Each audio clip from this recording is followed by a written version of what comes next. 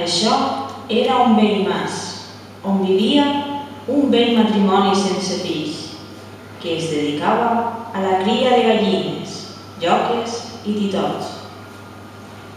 Un dia, quan la velleta anava a donar-los un grapat de dacsa i segó, es va adonar que hi havia un pollastre que no era com els altres, era més bé un mig pollastre, i li va dir: «Què fas, mig pollastre, que tu no menges? Aquest animal no és meu, no és com els altres». El mig pollastre va passar algunes setmanes buscant menjar tot sol, fins que un matí es va posar a gratar en un xicot efemer i, gratant i furgant, es va trobar un dineret. Quiquiriquí! Jo soc un mig pollastre que, gratant en un femeret, m'he trobat un dineret. Sense dir res més, va dir adéu al maset i s'enfilà cap al castell del rei.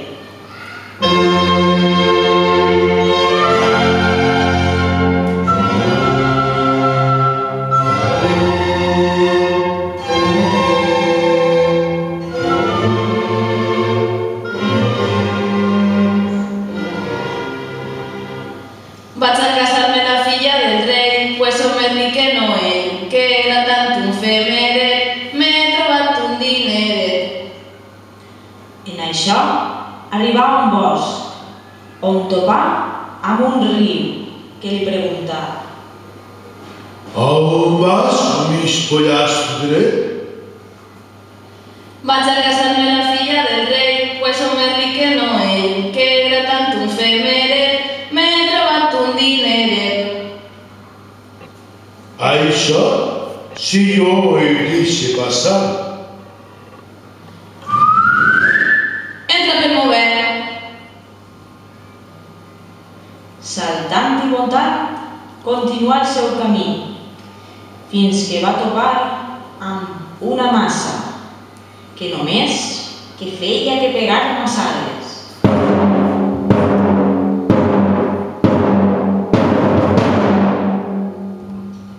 «On vas, mig pollastre?»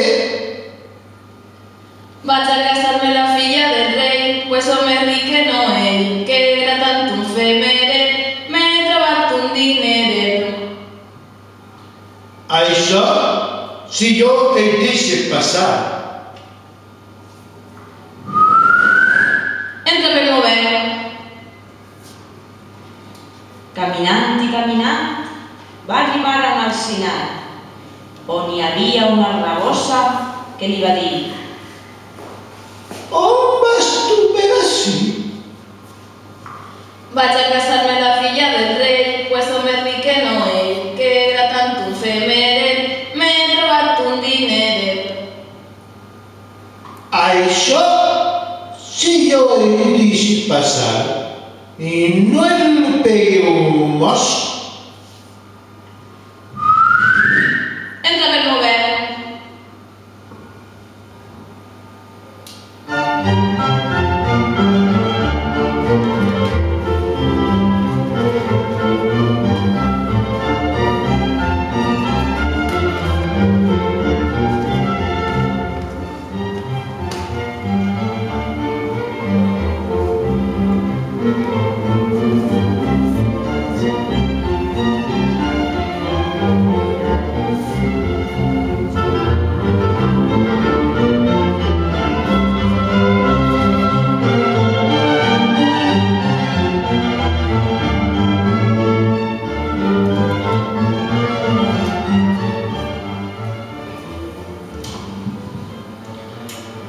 A la fi, el mig pollastre, molt content, arribà al palau per veure al rei.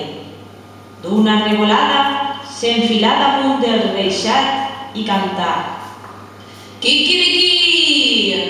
Vaig a casar-me la filla del rei, pues som més ric que no ell, que era tant un femeret,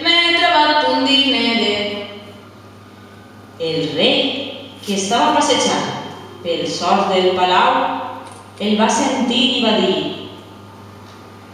Guàrdia! Guàrdia! Agarreu-lo i tanqueu-lo en el corral dels pollastres esgramàntols i ells s'encarregaran de matar-lo. Quan el mig pollastre es va veure tan sol i que els enormes gramàntols se li anaven a tirar damunt, va dir: «Is la bossa que volen menjar-me! Is que ara és la teua!» I en un tres i no res, a tots els gramàntols havia degollat. Vaig a casar-me la filla del rei, pues home ric no ell, que era tant un femeret, m'he trobat un dineret. El rei tornà a escoltar el mig pollastre i tot rabiós cridà a la guàrdia: Agarreu-lo! Agarreu-lo! Que no escape! I tanqueu-lo a la gerra de les morques. Els soldats l'agarraren i el clavaren dins la gerra. Quan els soldats la taparen, el mig pollastre cridà: «Is massa, que ara és la teua!»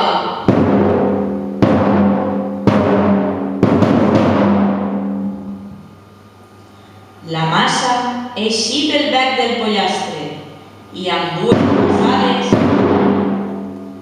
va trencar aquella gerra. Als 5 minuts, el mig pollastre es trobava una altra volta dalt del reixat i des d'allí tornà a cantar: «Quiquiriquí! Vaig a casar-me la filla del rei, pues home ric no ell, que era tant un femeret, m'he trobat un dineret». Ja he perdut la paciència. Guàrdia! Guàrdia! Feu una foguera i cremeu-lo viu. El guàrdia li pegà foc a la garbella de llenya i d'un esclafit tot allò començà a cremar-se.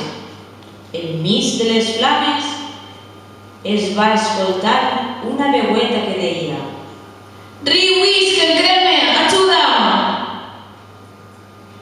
El riu eixí pel bec del pollastre i va apagar la foguera.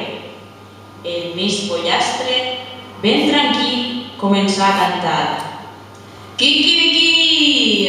Vaig a casar-me la filla del rei, pues home ric no ell, que era tant un femeret, m'he trobat un dineret». El rei, desesperat, li va dir: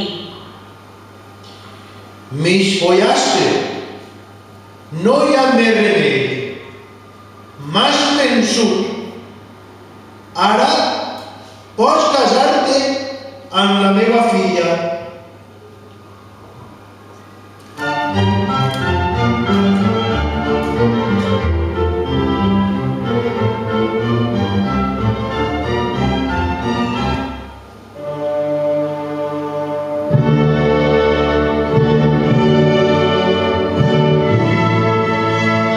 L'endemà, totes les campanes anaven al vol. La filla del rei es va casar en el mig pollastre. Quan ja era de nit i acabà la festa, la princesa, acariciant el cabell del mig pollastre, li va trobar al cap un cabell de púbia i al llevar-li, el mig pollastre es va convertir en un príncep.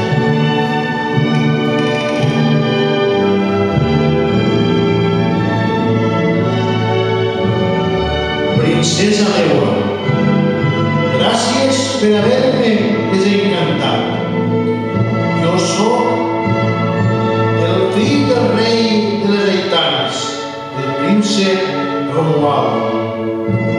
I ara el teu espòs per sempre, el Burg.